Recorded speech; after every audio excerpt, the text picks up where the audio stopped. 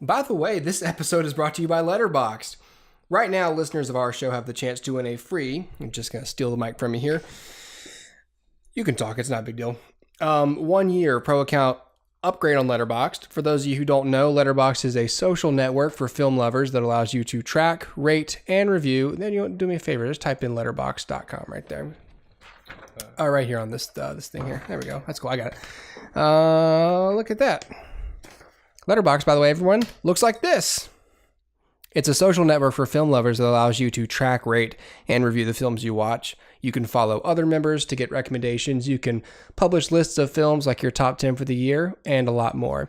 You know what they say about men in particular, Philip, is they like making lists, you know? Yes. Oh, God. Yeah, we got a couple lists actually on our Letterboxd. I'm not going to sign in and show you, but you can go follow our show on Letterboxd. Just search HooperCast. Letterboxd is free to use, so don't worry about following us because it doesn't cost you anything.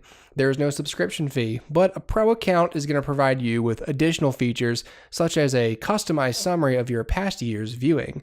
And if you already have a pro account, you think you're too cool for school, you're not, because you get the 1 year extension free. So you think you don't need me, but you still need me. If you want to enter, all you have to do is listen to our show, and we will read the code word at random. Then send us an email at hoopercast@gmail.com. Enter the code word on the subject line and make sure to include your Letterboxd username in the email so that we know which account to reward. Otherwise, you give us like half, you give us the sandwich, but just the bread, and we need everything. I'm hungry. The winner will be selected during the last show of each month. Like I said, you can follow our show on Letterboxd. Just search HooperCast. Philip, what should the code word be for October? I'm hungry. I'm hungry is going to be the code phrase for October. With an apostrophe. I''M. Yeah, the contraction, yeah. Yes. Anyway, letterboxd.com. letterboxd.com. Letterboxd.com. Boom. And while we're at it, where's the intro? There it is. Enjoy the HooperCast.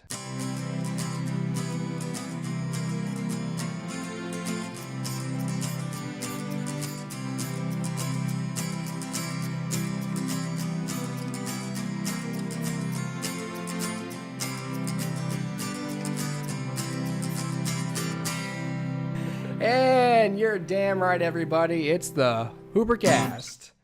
And guess what? I have a guest tonight. My brother Philip is in studio. What's up? Hello. Hello. We are on Facebook Live right now, so if you're listening later and you want to participate in the live stream, you can go like the HooperCast page on Facebook, HooperCast. Just and we do the live streams the first Wednesday of the month, so you can take part in that. Just like our dad, who apparently was just on the live stream, and then he heard the advertising and quickly lost interest. So yeah, that's going on. Thanks, Dad. Yeah, thank you, Dad. So yeah, Philip's here, and Dustin is still busy doing stuff for his real job. So I again found myself able to talk about movies in my spare time. So that's what we're gonna do. Philip's in town from Baton Rouge. Hey, Philip. What's up? How are you? I'm good.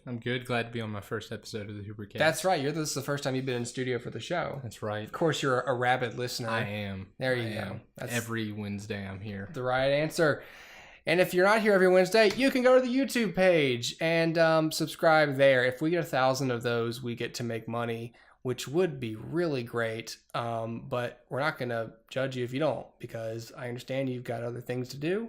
It's okay. And we also probably just won't be able to tell what that they're not specific watching. person and there. Well, I didn't want them to know that. I kind of like them to think that I know all their business. Oh, never mind. He knows all your business. I do know all your business. So before you get to thinking that like you're safe from my clutches, you're not safe at all. Why is this? Why is? Okay, all my stuff is mixed up again. That's great. Philip, while I figure out what all my stuff is, why don't you take the show? Yeah, just go ahead. What do you want to mention? You said you recently saw Back to the Future for the first time. I did. I saw Back to the Future for the first time. It was a suggestion from a friend. Can't recall a lot of details particularly, but I feel like a lot of references began to make sense. Yeah. Like, for instance, before I had no idea what the DeLorean or referred to, or Marty McFly. In fact, I saw Ready Player One before I saw Back to the Future. And in Ready Player One, Parzival, the main character, drives a DeLorean. Yes. And when I saw the movie, apparently anybody watching Ready Player One would have caught that and a bunch of the other references throughout the film. I didn't notice that what Parzival was driving was the DeLorean until I watched it again this past week. Right. Because by then I had seen Back to the Future and I go, hey, that looks a lot like the DeLorean. So that whole thing is kind of lost on you. That bit of nostalgia is kind of over your head in that sense until you saw the film. Yeah. Yeah. Or at least you maybe were aware of it, but it meant nothing to you because there's no like emotional connection to it before that point. I also didn't understand, there's something about like maybe him predicting the Cubs, and winning the World Series, or at least being in the World Series or something like that. And so, 2 falls ago when the Cubs won the World Series, I was watching it. I was just like, oh, it's cool to watch a team that hadn't won a sporting event in decades. Yeah. It's cool to watch them do it. But other people were also referring at the time to how it was really freaky because Back to the Future had stated this, and it was just completely lost on me. I could have, that and a number of other movies I feel like I don't get the references to. Right. But that said, I quote movies all the time, and only a few people notice that that's what I'm doing. Whether it be Pulp Fiction or Lord of the Rings or some other movie.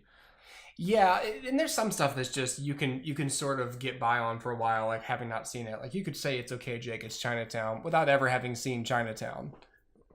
Just for some reason, just like because most people acknowledge, like, oh yeah, it's from Chinatown, and like you can sort of get away with it. So I'm not that way about Chinatown because also not on my map. I feel like I for the sake of this podcast, I've got to be a sympathetic. Is it called a sympathetic character when there's somebody that people watching this can relate to who doesn't know a lot about movies or Oh, you're gonna be the window to the audience. Yeah, I'm the way. You're welcome. I'm here. Well, the window has arrived. Dustin and I like to think that we are, but as we often prove, we care about certain things a lot more than most people do. Yeah. By the way, if you want to hear us talk about Ready Player One, I'm gonna do a little thing called backselling. Ooh. And if you look right here on you can't even see my mouse on the thing. That's great. Anyway, over here where the Iron Giant is, there's our review of Ready Player One, episode 158 on the YouTube page. So go over there right now, hour after this show, and check it out. I thought you had checked. I thought y'all had done that. Yeah, we had. Dustin has seen it. I have not seen Ready Player One. It's good. I rented it. I watched it again because I was just really in the mood for it, and watched it like twice on the rental. Yeah, I haven't seen it, and I had interest in seeing it, and then as time went on, I'm sorry, this is why I don't look at the stupid thing during the show, but I ultimately chose not to see it. And the reason was because Dustin thought so negatively of it. Oh, really? Yeah. Those things keep acting up. He just the main consensus of a thing like Ready Player One is that it trades so much in nostalgia without really adding meaning. It's weird. I've heard a lot of video essays about the book and certain changes here and there. But what it basically, the main critique from him that seemed to sort of put me off as a final point was just that it was just a lot of stuff loud and fast at you. And which is fine with me. That doesn't typically bother me.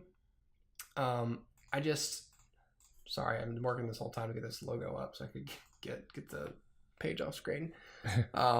I don't know. It didn't seem like something that I ultimately wanted to go see in theaters, just because, at least from where I'm sitting right now, we're just surrounded in a culture of like, remember this kind of stuff. Everything lately is remember this, and everything. And I'm gonna blame. This started in like 2011. Like, this has been going on for a while. This particular brand of remember this, but there was a movie called That's My Boy. It was an Adam Sandler film, and Andy Samberg is his son. And in particular, movies like that, and maybe one or two others, like maybe like Role Models or something. Maybe one or two other movies of that note, comedies, started to resurrect this idea of like, remember how good the 80s were, and it just sort of kept going. So something like Ready Player One is a little late to the table in that sense. Kind of like there's a movie called John Carter that came out in 2000 something, that was based on a book called John Carter from Mars by Edgar Rice Burroughs. And it's about like it's like the book's like 100 years old. Edgar Rice Burroughs, the Tarzan, and the idea of someone being transported to Mars and getting involved in their civil war, like, it's really cool. It was especially really cool back when it was written, but when you make a movie out of it in like 2009, after we've already had The Matrix and the Star Wars movies, and which in particular, I think even George Lucas said that Star Wars was there was a good bit of it that was sort of inspired by Edgar Rice Burroughs.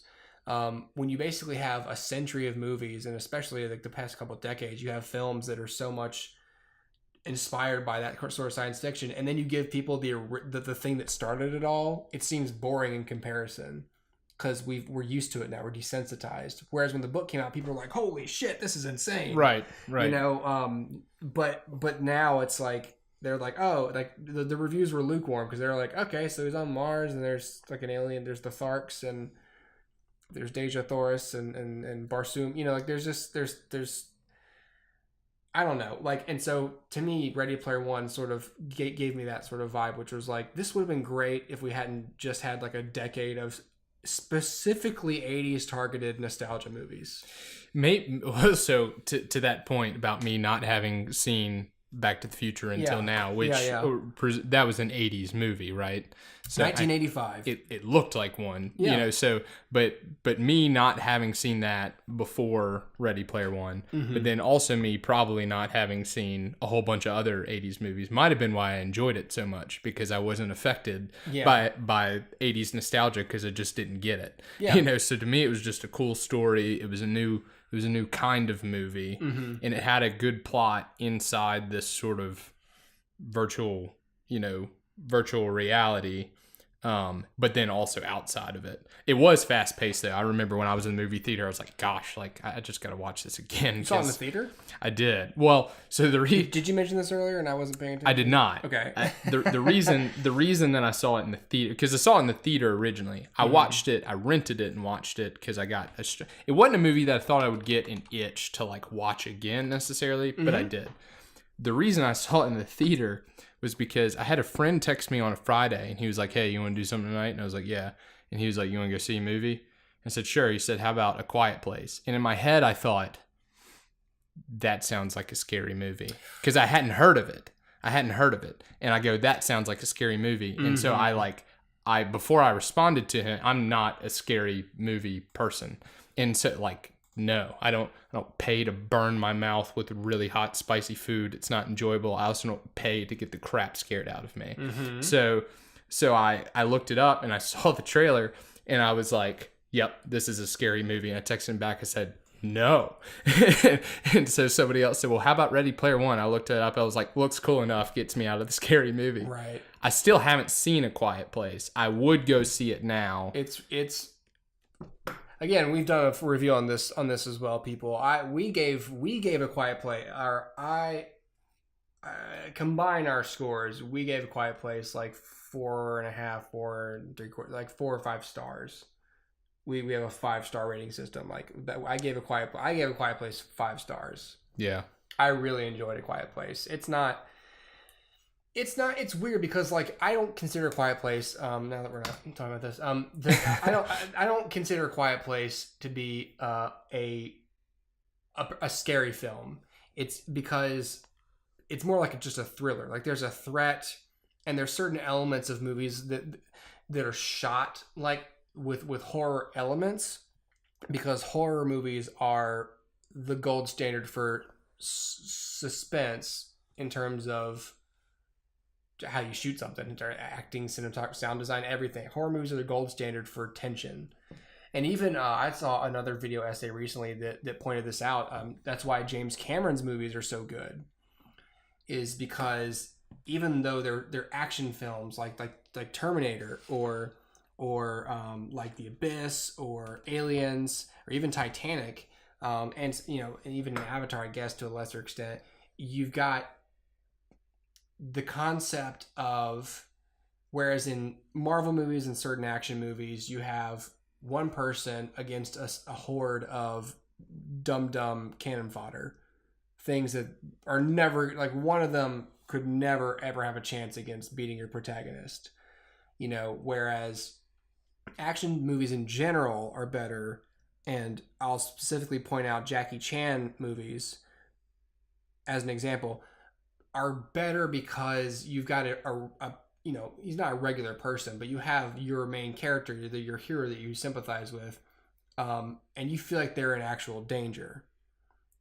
You don't feel like they're on top of the situation, and especially in James Cameron's movies, where like every protagonist is to an extent a regular person. You've got Ellen Ripley against and the Marines, against a whole group of xenomorph aliens, or you have Sarah Connor and Kyle Reese against a cybernetic killing machine from the future, or in Terminator 2 you have Sarah, John Connor, and the Terminator against the T-1000. But you have these people in a situation where you're like, I do not know how you're gonna get out of this. Right. Like this, I don't see, you don't possess any special skills to get rid. But the writing and everything else is good enough to where when they get out of it, like you go, oh, great, that still makes sense, even though this person was totally screwed a minute ago. Right. This explanation it's makes believable sense. How they overcame incredible situations. So in A Quiet Place, you've got a family against.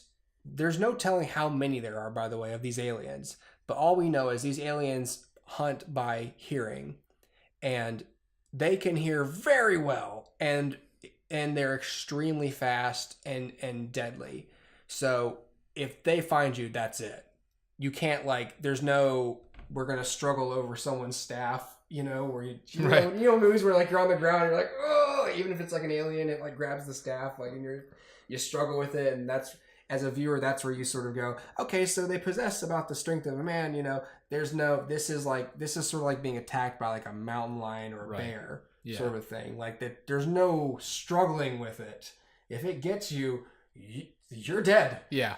And so A Quiet Place is really suspenseful in that sense, because like there's no room for error. But A Quiet Place is not scary in the sense that a horror film is scary. Like Mom in particular, since we're talking about, you got family members, Mom can't tolerate certain elements of certain films because they are vaguely horror adjacent. So, who's that? Oh, that's something else. So they're vaguely horror adjacent. And what Mom defines as horror is what a lot of people would define as horror, or but horror that's too much for her is scary imagery. Pretty much. Yeah. Regardless of context. Yeah. Basically. Lord of the Rings had some scary imagery. Yeah, yes. And in a film like I guess a film like It has scary imagery, and Pennywise, there's scary things to look at. So that is a horror element, but I have to point out that what I've learned lately especially from watching some horror films, I was going to be writing a horror film and I just don't have any time, but I know the kind of horror film I want to write and the way I would tackle it. And it's a lot like these horror films that I've been liking recently, where good horror, if it's actually a good horror film, I don't come away from the film like afraid I'm going to have nightmares. in a strange way, if I'm going to have nightmares, that means that all you really did was shock me with imagery, but you didn't really tell me a suspenseful story. And so all the best horror films I've watched lately, especially Oculus, there's a couple of little like moments in there where you're like, oh, that's like a generic sort of horror thing that maybe it's a little cheap and it's a little like, you know, you might want to look away, or you want to, you wouldn't want to like open your eyes at night and see this thing.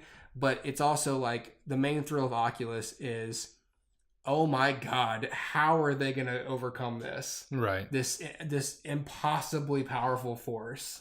And that's horror for me. So horror for me, good horror bleeds more into like, thriller area. So, but I've told people like A Quiet Place is not a horror film. It's scary because you don't want to be those people. Yeah. It's an edge of your seat suspenseful. Sure. Yeah. Because there's like a real threat, but it's not a horror film. Like they have to market it like something. So it's since it's a slower paced film, it's going to be, and you don't see the creatures. Okay. So you market it like a horror film, but I encourage you to watch it. It's a really good movie. Yeah. I'd like to see it. Yeah. So did you like Back to the Future? Oh yeah. I loved it. Yeah. I loved it. Back to the Future is great. I saw this for the first time in college, and, normally I have these sort of, automatically scrolling. I didn't have time this time. We're freewheeling it.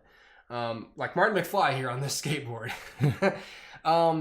Yeah, I would encourage you, of course we have advertisements, and I would encourage you to watch Back to the Future 2 and 3, because it really is a complete trilogy. Yeah.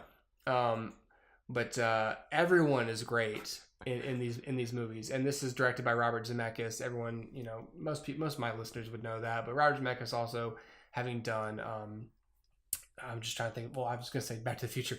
But recently, Robert Zemeckis directed Who Framed Roger Rabbit. Robert Zemeckis directed,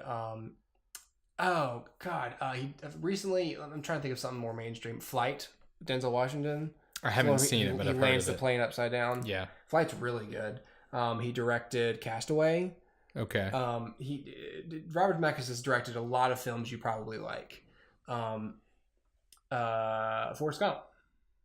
Yeah. Yep. I mean, anyways, I really like Back to the Future. It's a great film, and Back to the Future 2 is really great, and especially as someone who enjoys science fiction and time travel stuff, I really appreciate Back to the Future for those reasons. Would you say that Back to the first Back to, I mean, obviously all of them are good, but would you say that the first one is the best one, or is this one of those series that kind of does have sequels that are the better ones, or at least as good? It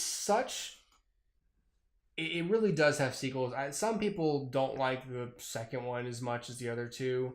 The second one, largely plot wise, involves the same exact 1955 timeline, but Marty goes back again. But he goes back for a reason. But it gets really interesting at a certain point, because he has to avoid himself from the first movie coming back to 55. So not only does he have to, because he can't mess with that timeline either. So he has to. So you get elements from the first movie back in there again. It's kind of fun, from a different point of view, right? Which I think is really interesting, and that also play into things that happened in the first film to help explain them. It just interweaves them kind of well. So it's almost kind of a companion film, in a way. 2 and 3 were shot at the same time, and 3 is completely different. 3, they're 1885. Gotcha. And the second film hangs on a huge cliffhanger that necessitates Marty having to go back to 1885, except you have no idea how he's going to do it. Okay. But I definitely encourage you to watch Back to the Future Part 2, and then after it ends, go, oh wow, how's he gonna? It's great, and just because the third one actually like wraps up all the character arcs too, so you have like all the character flaws Marty has to correct that he continues to struggle with throughout the series. Those finally get concluded in 3. Same thing with Doc Brown; he gets a character arc. So that's one of the reasons that I liked Back to the Future Part 3 the most, because it's the most different of the films. It gives the characters the least amount to work with, so they're actually forced to write, a great story. They're all great stories, but typically you give your characters too much power. It's hard to write them into tough situations. So 1885 certainly is hard when you don't have any plutonium and other things you need to make the DeLorean work. No one's even heard of time travel. Like, it's a completely, a mistake in that timeline is even greater risk because you've got 100 years to let it ripple affect the timeline. It's insane. So anyways, I'm glad you liked it, and I'm glad you finally saw it. I think part of the reason it took so long to see it, and I've felt this way before, but I've heard other people say it too, is that like you look at an older film whose picture quality, that you heard all the time, it's good, but it's picture quality, and just for whatever reason, if you're browsing on Netflix or Amazon or something, you just don't click on it and watch it. Yeah. But then you do, and you go, gosh, wow, this is such a better plot than a bunch of the movies that I like see today. Yeah. So when I watched that, it was just the same thing. It was just like, this is so good because the plot is so good. Yeah. And wanting to like see a bunch of those other films that I missed along the way. Yeah, and I had this feeling with not quite the payoff, but I had this feeling recently with The Breakfast Club, and you typically don't watch these kind of films after a while because you go, I know what this is, and it's been referenced so much in popular culture that I feel like it's been built up as like this mainstay. And for me, a film like The Breakfast Club doesn't live up to the hype, but it's kind of like the John Carter scenario again, or the Ready Player One stuff. It's like, well, by now we understand the John Hughes formula, and it's not as novel anymore because we've had 30 years of films sort of imitating John Hughes. Mm-hmm. And so when you see like 16 Candles or The Breakfast Club, you're like, oh, okay, so this is the first thing, but now that I've seen this for the first time, it doesn't really get the credit that other people gave it. So I think it's an okay film. It's just fine. But I've seen much better films like it since then. And it's no fault to John Hughes. It's just that I was born in 1989 and I didn't see the film for, till I was 29. And I objectively speaking, I can't just give it points because it's a classic, so to speak. It's just like, I give it the proper respect, but objectively speaking, it's like, okay, well, it's a decently paced film. It's, I respect it for a lot of reasons, but I can't give it nostalgia points because I don't have nostalgia for it because I've only seen it once. You can only have nostalgia for things that you saw at a certain point. Like I have nostalgia for Angels in the Outfield because that was one of the first movies we probably ever saw. Yeah. But if I were to watch it today, I would acknowledge whatever flaws it has and go, okay, well, like you can't fault a movie like Angels in the Outfield for something like visual effects because it was 1996. So you can't say, well, the effects don't hold up. Well, no, of course they don't hold up. Right. But you can go, the story's kind of weak. Now, I see, as an adult, I now see this. Yeah. And that's a fair criticism. But you can still say, this film holds a special place in my heart because it means it's emotionally linked to things that, to a certain time in my life and blah, blah, blah. I gotta say though, but you don't have to call it good just because you liked it as a kid. You can still say this isn't a great film, but I like it. Yeah. At this point, it's there. I'm always gonna like it. Yeah. Which I do love, Angels in the Outfield. Yeah, I was watching. When I was spending the other night wasting my life away on YouTube videos. I can't remember what exactly made me go look up, because I didn't just stumble upon it as like a related video. I decided to go look up Angels in the Outfield clips, and I just started watching it, and I forgot how much I liked it. It's great. It's great. And you forget how many people still famous today were in this film. Look at this cast. So you've got, remember Joseph Gordon-Levitt? Oh, so we're talking about Christopher Lloyd, Doc Brown. So Christopher Lloyd in there. Danny Glover, we're going to mention Danny Glover later along in the show, as the coach. Tony Danza, Mel Clark as the pitcher. Oh shoot, I didn't even notice that when I was Tony watching Danza. the clips. Who's the boss? So Matthew, hey! Matthew McConaughey. So I would not Danny Glover's hard to forget. Justin Gordon-Levitt was hard because he was a kid. Yeah. But Matthew McConaughey, when I was watching the clip the other day, I didn't know. Yeah. I didn't just forget. I didn't know. Mm-hmm. So when I was watching the clips, I saw him. And 1994. Oh wow, I was off. I was even looking right at him, and I go, "Gosh, their center fielder looks a lot like, or I think he was left fielder. Yeah. Looks a lot like McConaughey." Yeah. And I had to Google it to make sure that it was him, and I go, "Shoot, it is McConaughey." Adrian Brody. Who else? Neil McDonough's in this. J.O. Saunders. Or J.O. Sanders. I'm Ranch Wilder. Oh, that's right. Yeah. I'm Ranch Wilder. Yeah. Dude, this has a 33% on Rotten Tomatoes. That's insane. No, this is rotten. They're knocking it for the effects. That's what they're doing. There's no, even the audience. Look at this terrible audience. The audience, only 49% of people, like regular people, like this movie. And 33% of critics. How many reviews? 21 reviews. That's not a big enough sample size. This is garbage. What does this person say? See Little Big League instead. Shut up, Gene Siskel. Oh, Gene Siskel. I was about to say, who is Gene Siskel? Oh, wait, I was going to say, who's Gene Siskel? Gene Siskel is Siskel and Ebert. Like he's a renowned movie critic. He knows what he's talking about. Gotcha. Still, a sugary and sickening Disney remake, Felix Velasquez. Terrible fantasy, full of depressing things like orphans and death. See, that's just a troll. No amount of angels can uplift that. That was in 2003 by some jackhole named Fred Topple. Some guy named Chris Hicks, who doesn't even deign to put his picture on Rotten Tomatoes like a man. The main problem here is one that seems to plague too many movies these days. The film simply cannot seem to settle on a tone, wildly careening from broad, silly slapstick to syrupy sentiment. He's kind of right, I guess. I liked it. Watching Danny Glover blow up, and I forgot how much Ranch Wilder was just hilarious. Yeah, man, it's uplifting. Yeah, does Tony Danza die in that? This guy says Tony Danza dies. Does he? I don't remember that at all. The pitcher dies. I don't either. Does he have a heart attack from all that tobacco? You know, now that I'm thinking of it, is Tony Danza plays the main character in what is that movie? The guy that's a garbage man and kicks for the Philadelphia G-Man. The garbage picking. Oh, that's right. Kicking. Let's see. Here we Philadelphia go. Phenomenon. So it's Philadelphia Phenomenon for short. I forgot that it was that long of a name, but that's Danza, right? Let's find it. Yes, and this was this is only 4 years later.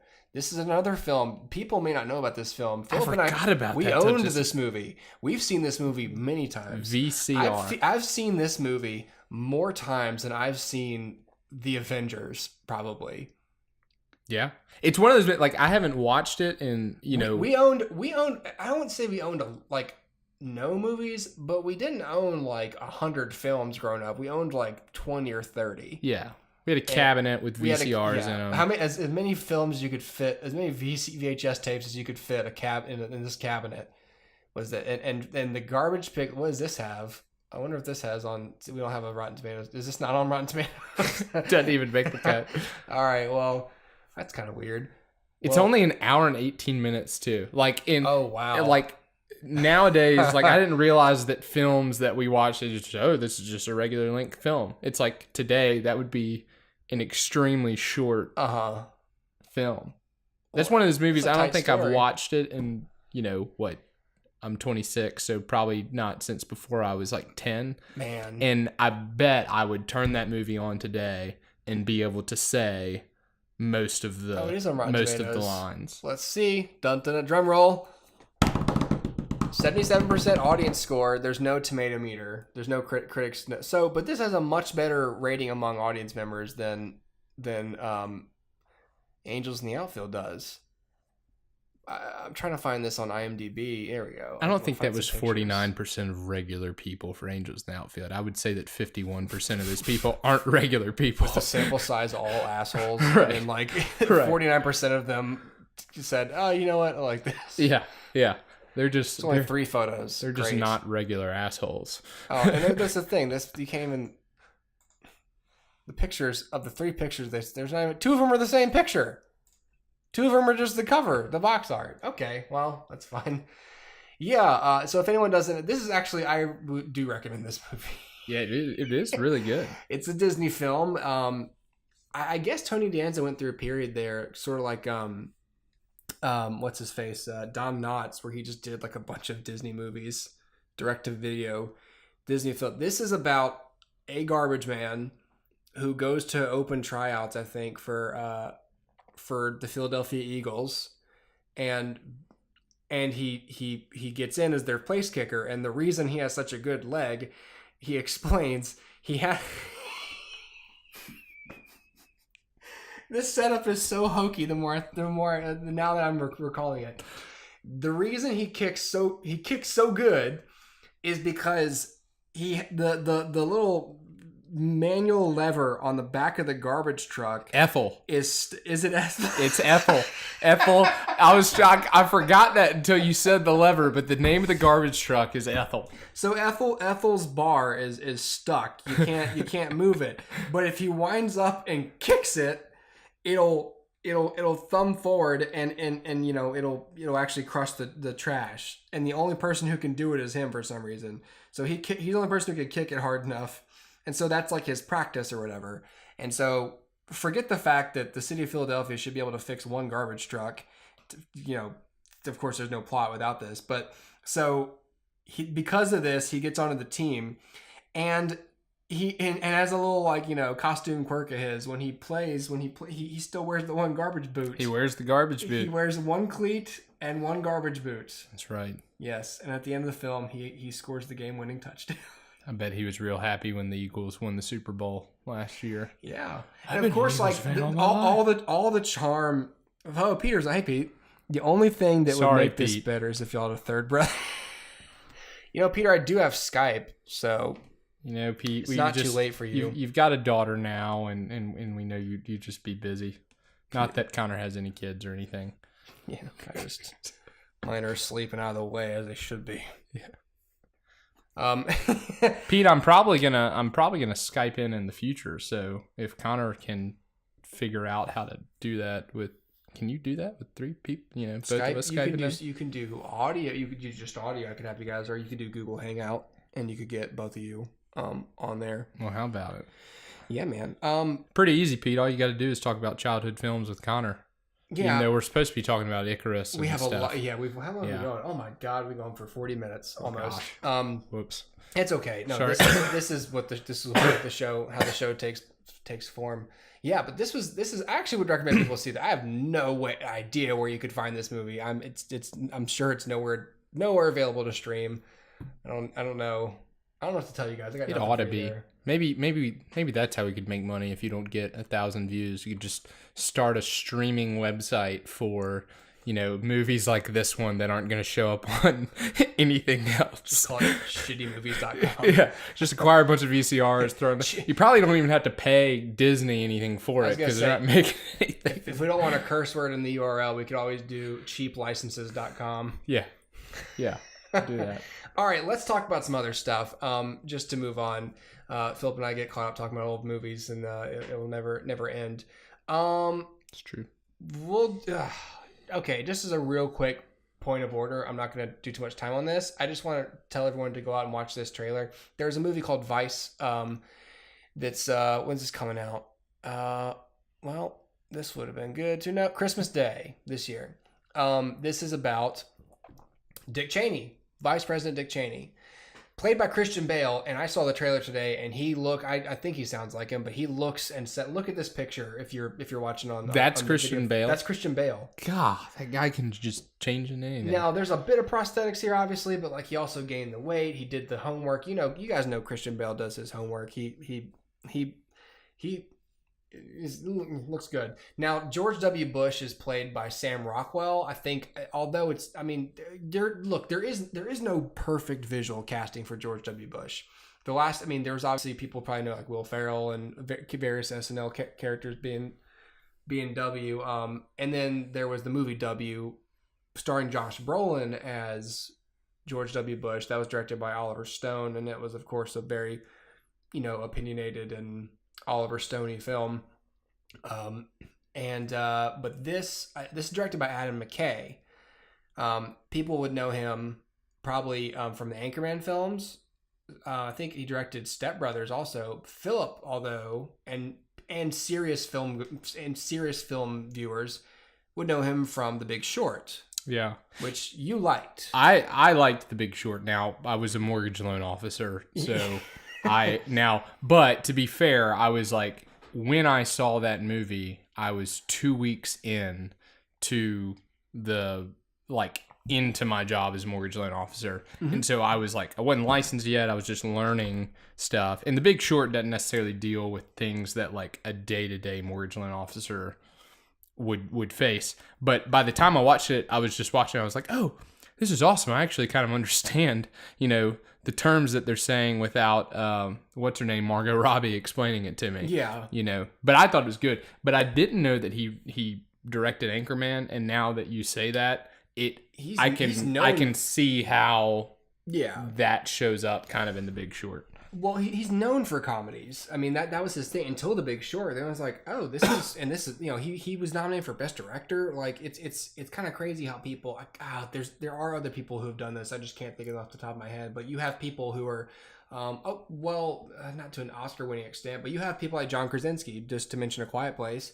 You have people like John Krasinski who people know him from The Office, and he did Jim. He's the goofy guy, but he's now in a phase of redefining his career as like a serious actor, as an action. He's doing the Jack Ryan series on Amazon Prime, doing A Quiet Place. Like he's trying to shed the image of like, I'm just a goofy dude. Like there's a lot of actors and directors who have to do that, who just go, I'm capable of, like, when Robin Williams started doing like serious dramas, and people realized how freaking good of an actor he is. That's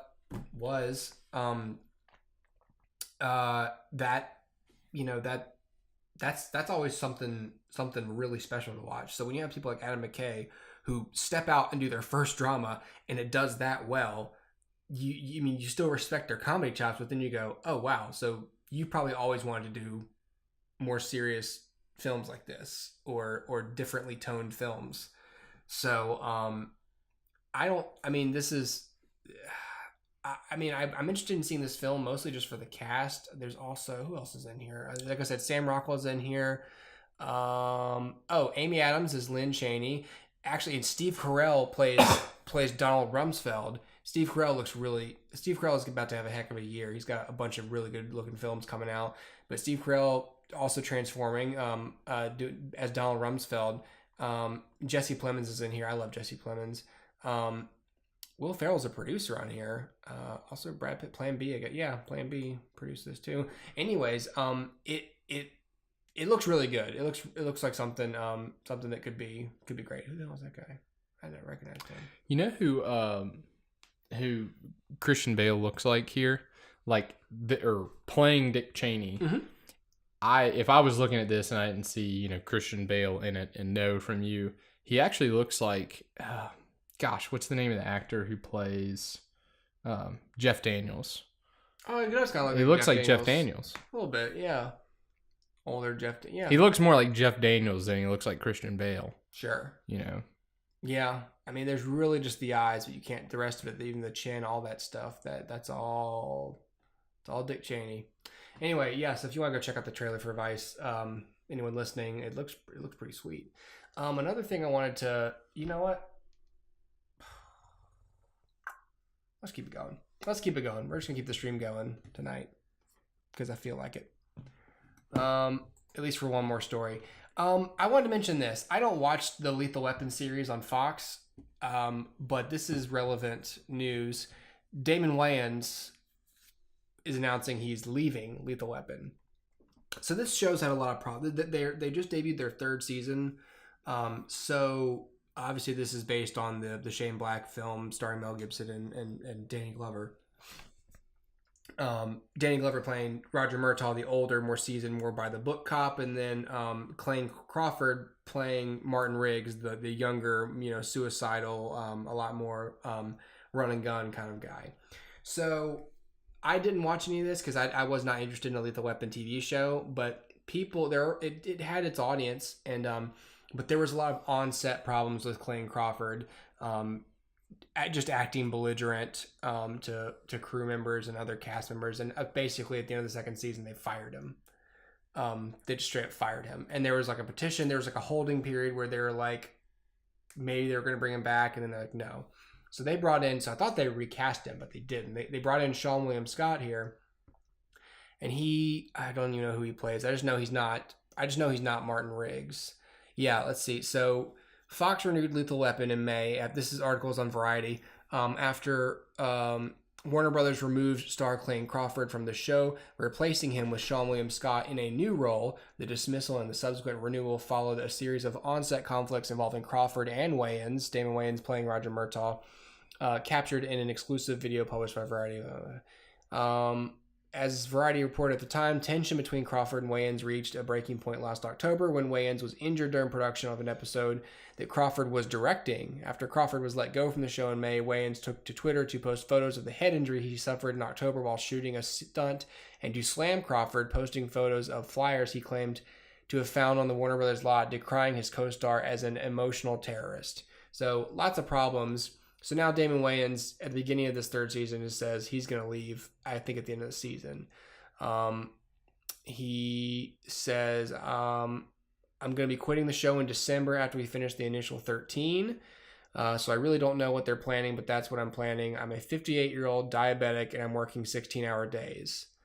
That's a good enough reason for me. So and I'm sure if the show, here's the thing, even with that qualifier, in these situations, if the show is worth their while, they'll find a way to do it, or they'll find a way to go, look, I can't do the schedule. I can do a 12. I can do whatever. But TV is a grind. It's a stable gig. It's a pretty high paying gig, but it is a grind, and the days are long. But that's sort of kind of the trade off you get. You presumably get to shoot in LA, get to go to sleep in your own bed every night.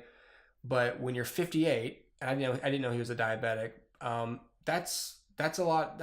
And it's an action show.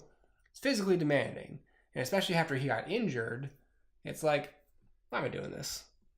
Like this is one of the Wayans brothers. Damon Wayans has a lot more other accolades. He has his hands in a lot of other projects. I think as a producer and writer as well. Like, he doesn't need this show, so that would. I mean, I don't watch the show, but I obviously we're fans of the property, the Lethal Weapon films. So I had hope for the show, just in the sense of wanting it to do well, because just when shows have trouble, you always want to go, and as like a show on Fox, I wanted it to just keep going and keep chugging along, because shows on Fox have such trouble staying on the air.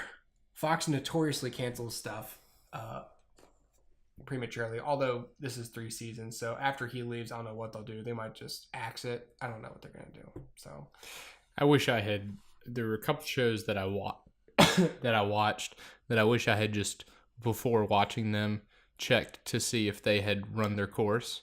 Because I get so angry when a show gets canceled that I'm into, but it's my own fault. So like there were 2 shows that I watched that were canceled, and I didn't know when I started watching them on Netflix. One was NZT. No, it's not called NZT, but it was Limitless. I think it was called Limitless. Yeah, NZT was the drug. The drug, yeah. And so I think there was a movie on it, and then the show started after. And the show was great. And it was 2 seasons, and it was not just getting good because it was good, but then got to the end of the 2nd season, and come to find out there's not a 3rd season because the show had canceled after 2 seasons. Yeah. But like a couple of years before I watched it, and I could have saved myself. I mean, it was a good show, so I'm glad I watched it. Yeah. But I could have saved myself the disappointment. Same thing with Graceland. Did you ever see Graceland? Mm-mm. Graceland was a great show. Went 3 seasons, was just getting good. Come to find out, it got canceled too. I was like, why would you cancel this? Because money, and because focus groups, and because, there's a lot of, I could do an entire show on why good shows get canceled. When you do that, make sure I'm in on that Skype. It's mostly just because you think it's a good show, but most of America doesn't, or the studios think most people in America don't like it. I don't know. It's kind of nuts. Yeah, we got people in the chat talking about how good of a year 1989 was, how good of a film Angels in the Outfield is. Yeah, Jack, I was going to mention that. Yeah, Rookie of the Year, like those were 2, especially, both being baseball films too, like 2 movies that we owned and watched pretty frequently. Gardenhosen. I would say we would watch Rookie of the Year, God, like once a month. Yeah. Probably. Yeah. Yeah, man. It's crazy.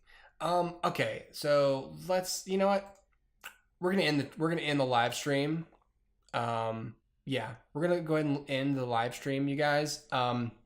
If you want to catch the rest of the show, go subscribe to the YouTube channel. This will be up probably tonight or tomorrow, so you can watch it sooner. It'll be on Facebook on Friday, but go watch the rest of it on the YouTube channel. We're going to talk about a documentary called Icarus, or not for too long though, because we're way over. But I don't have much to say anyway. But do I like it or don't I like it? I don't know. And a comedy special I want to tell you all about. The rest of that though is going to be on the other side of this break here. So here is no, forget that. We have a podcast on iTunes. If you want to listen, go do that, or stay here on Facebook, or go to the YouTube page. But I gotta tell you, the YouTube page is where it's at. It's just the bee's knees. Okay, well, thanks for watching. Thanks for participating in the live stream. We'll see you live next month, but weekly over at YouTube. Thanks for listening.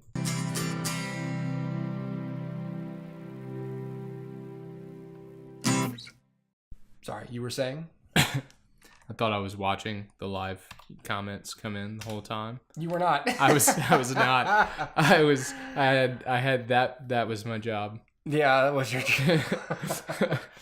I was like, oh sweet, look at all these people, 15 comments. How about that? Yeah. All of them. See, now I want to know what they are. Yeah. Oh wait, that's weird. I did that. I think I did that. See, like I saw Peter comment here. But it might not have loaded to the. Oh, you probably don't know the other people. That might be why. Maybe not. I guess I don't know Miss Well. Oh, I should have just watched Dustin's mom. Should have watched it on the HooperCast page. Yeah. There are 103 views. Is that?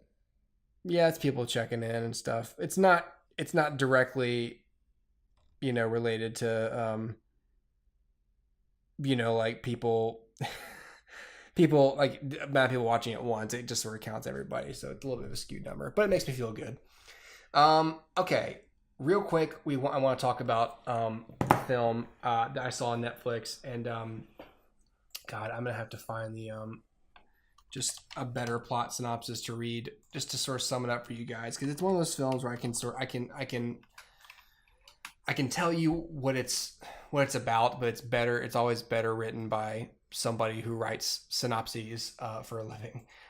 The film I wanted to talk about, of course, I didn't even. Would be great if I linked the slideshow, which is usually something you want to do, before you start recording. But yeah, the film is called Icarus. This is on Netflix, and this is a documentary from 2017. This isn't linked. Well, allow me to link it. Oh, that's really, wow. That's a picture-in-picture. Anyway, okay. Yep, called Icarus. Let's get rid. Oh my god. Where's there it is. Okay.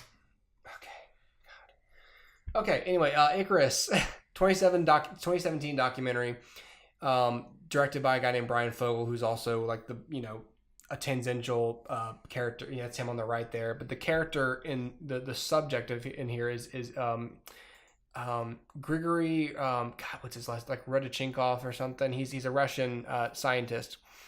Anyways, when Brian Fogel sets out to uncover the truth about doping in sports, a chance meeting with a Russian scientist transforms his story from a personal experiment into a geopolitical thriller involving dirty urine, unexplained death, and Olympic gold exposing the biggest scandal in sports history. So, like they said, the movie starts with Brian Fogel who among other things cycles and competes in cycling, in races like not Tour de France, but like the other races that are that those guys do. And so his curiosity about the doping started with the Lance Armstrong scandal. So he essentially was going to do a program where, under the guidance of like an actual like doping scientist or whatever, basically would dope himself, see how well it made him perform, and if he could do it without getting caught, basically. And in the midst of that, this whole thing about the Russian government funding and helping to conceal, state-sponsored blood doping in their athletes, in their Olympic athletes.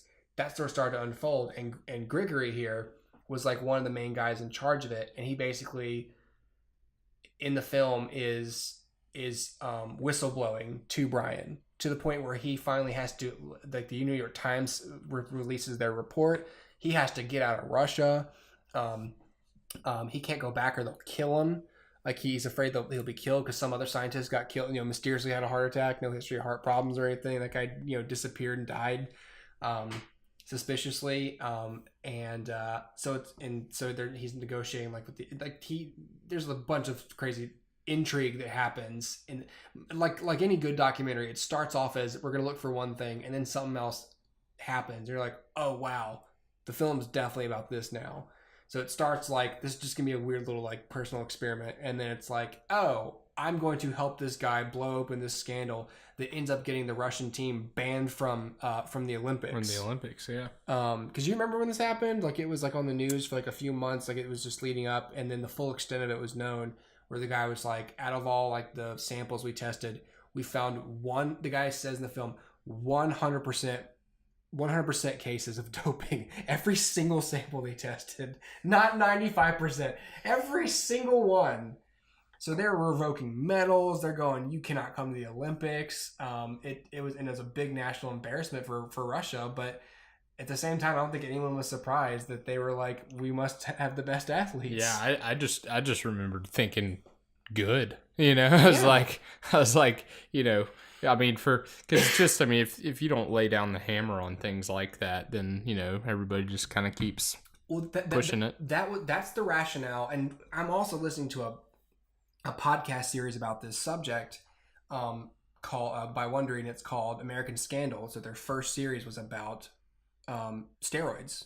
It was mainly from baseball, like Barry Bonds baseball. Yeah. When all that blew open, and it seems like the common rationale, at least for the baseball, obviously this was about Russian superiority, but in general with steroids and performance enhancing drugs and human growth hormones and stuff, the justification behind it is always like, everyone's doing it. It's just a matter of doing it better. Yeah. Like, it just sort of like cheating. Like, there are people out there who it's not, an insane concept if you really want to think about it. But there are people out there who basically say like, look, cheating essentially ought to be allowed because you're still competing for who's going to cheat the best. But the whole idea of sports and the higher ideal of competing man against man, like just regular human against regular human, training to their peak conditions and all the variables at play, like good genes, good access to good equipment or better diets or money or determination or hard work, whatever it is. The only variables at play are all things that are naturally occurring in the person.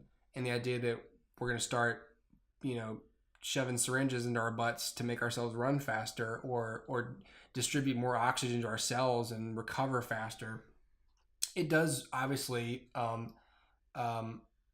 really slap in the face the notion of fair play and honor and sportsmanship.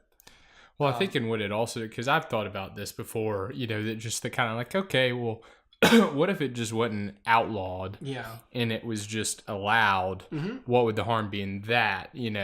And kind of came to the conclusion that the harm that would be in that would be then everybody would be doing it to get ahead. Mm-hmm. And in doing it to get ahead, part of the thing that's wrong with these enhancers is they're not, good for you. Like, they're detrimental to, or a lot of them are detrimental to health. Yeah. And so that you shouldn't have to be a good competitive athlete, you shouldn't have to do something like that's detrimental to your health. I mean, it can be argued that, you play football, you ram your head into people a few times, that's detrimental to your health. But that's different than putting something inside your body But I had heard that argument before too, about people were talking about Barry Bonds and being like the home run, the career home run leader in the major leagues, and it's come up that like right now him and Roger Clemens are not being let into the Hall of Fame, and because Clemens was on steroids and Bonds was on steroids, and somebody made a comment and they were like, well, yeah, Bonds was on steroids, but he was also hitting against a bunch of pitchers that were on steroids in that era too. And I just kind of remember thinking, I was like, maybe, but like, it's like, all right, in that case, is steroid more of a help to the pitcher or to the hitter? Right. It's even then it does depend on your body chemistry, like to be able to accept the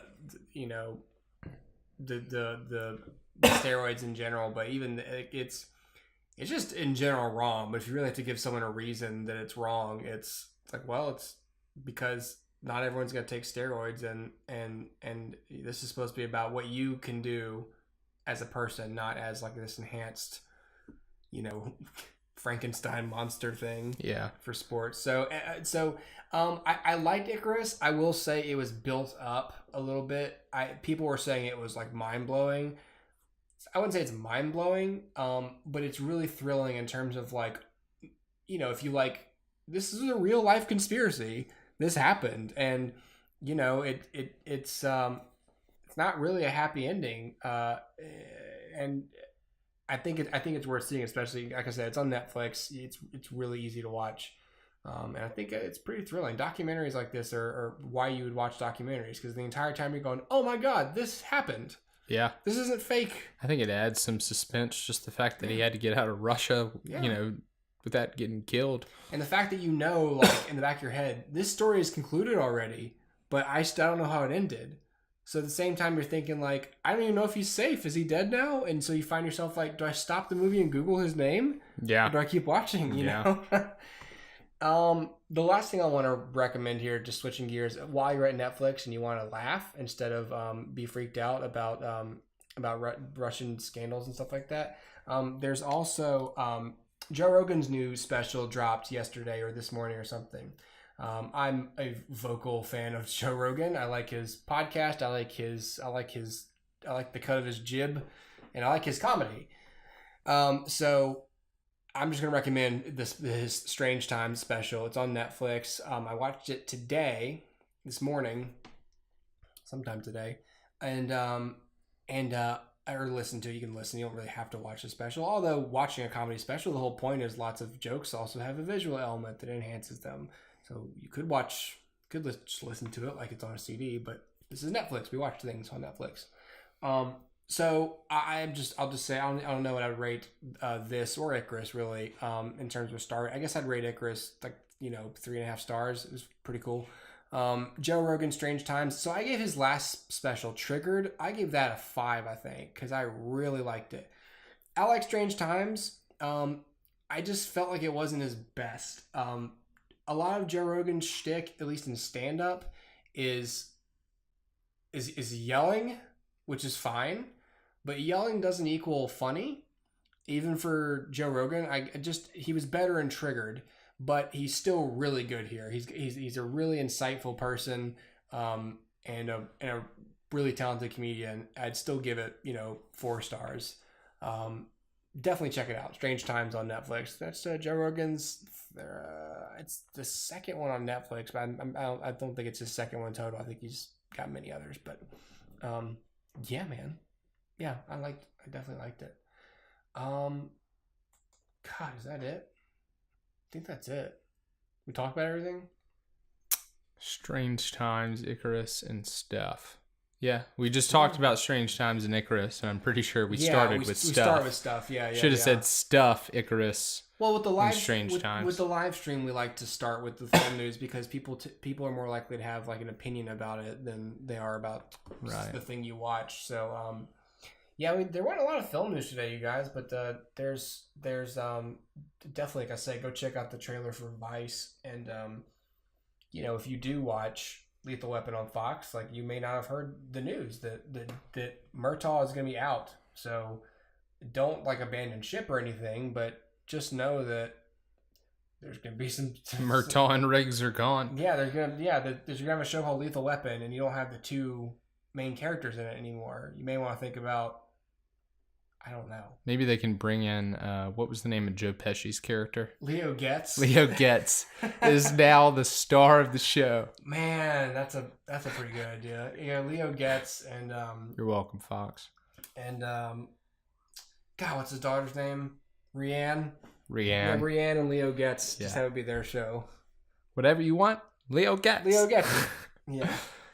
Oh, wow. Or you could get Gary Busey in there to play Mr. Joshua again. Just bring him back from the... No. I was going to say bring him back from the dead. No, he is dead. Yeah. I was going to say they arrested him at the end of the first movie, but they don't. He chooses not to kill him, and then they walk away, and he tries to pull a gun on them, and they turn around in slow motion and shoot him dead in, 1980... effect. 1986 slow-mo, which is like a horrible frame rate. Right. With a ton of motion blur. Yeah. Anyways, so bring back Mr. Joshua from the dead and let Gary Busey. Because you remember Mr. Joshua, don't you? Do you remember what he looked like? He's the guy who I remember he looks like Gary Busey. Well, he's Gary Busey. Yeah, he's here. There's a good picture of Mr. Joshua a second ago. Let me find it. Oh yeah. So there's Mr. Joshua, right? There he is. Yeah. Doesn't he look handsome? Now let's search this. Gary Busey now. I saw a video of him. He looked like the video I saw of him. He wasn't quite like that, but it was closer to like that. The one on the right, like he watched. They had him watching the lead. I might have seen it because you might have shared it on Facebook, and I watched that and I go, gosh, what happened to Gary Busey? He was in over 100 films or something, right? Yeah. I mean, here, let me find. Does that have that kind of toll on a person, or? Well, drugs. Yeah, maybe that too. Drugs will do it for sure. I wasn't going to jump to that, but when I saw him, I said, okay, if I imagined what somebody would look like on drugs, this is... I would imagine Gary Busey. Yeah. Yeah, let me find that because I want to play at the end of that for people. Gary Busey, I like Gary Busey. He used to have a show on Comedy Central. It was a reality show. It was I'm with Busey, and it was just about his... I think it was like him and his assistant, I can't. Oh God, I just remember seeing promotions for it on Comedy Central all the time, going God, what is up with this guy? Where is it? I know it's there. All right, we're gonna find this Gary Busey thing for people just to hear. It's somewhere. You could probably find it on Facebook on the Lethal Weapon page. God, I've been sharing a lot this week. I swear I just shared this. It might be gone. You might spend more than 41 minutes a day on Facebook. No kidding. Well, I know I have this week. It's been a bad week. This is the kind of week that after a week like this on Facebook, I take the Facebook app off of my phone. So that I can only log on the computer. And then I'm not on it for a week and a half, 2 weeks, because it's, break the habit and then download it back and watch your Gary Busey videos. Yeah. Well, there we go, everybody. That's going to be it. That's going to be it for the HooperCast this week. Philip, thanks for coming on, buddy. Yeah. Really appreciate that. Maybe I'll be on Skype in the future, but in person, I probably will hardly ever be here midweek again. Yeah, definitely. I need some fill-in co-hosts. I'm running out of gas doing these shows by myself. Yeah. All right, everybody. Thanks for watching. Tune in. I guess stick around for the quick pick on Monday, and then back here on Wednesday or Thursday-ish for the next episode, or just Fridays on Facebook, or listen to the podcast and get that downloaded directly to your phone via iTunes every Friday, and the quick pick on Monday night. Good night. Good luck. Have a nice time at the movies. Get out there, see some good movies this weekend, or stay in and watch the streaming choices. Either way, do something with your life. Good night.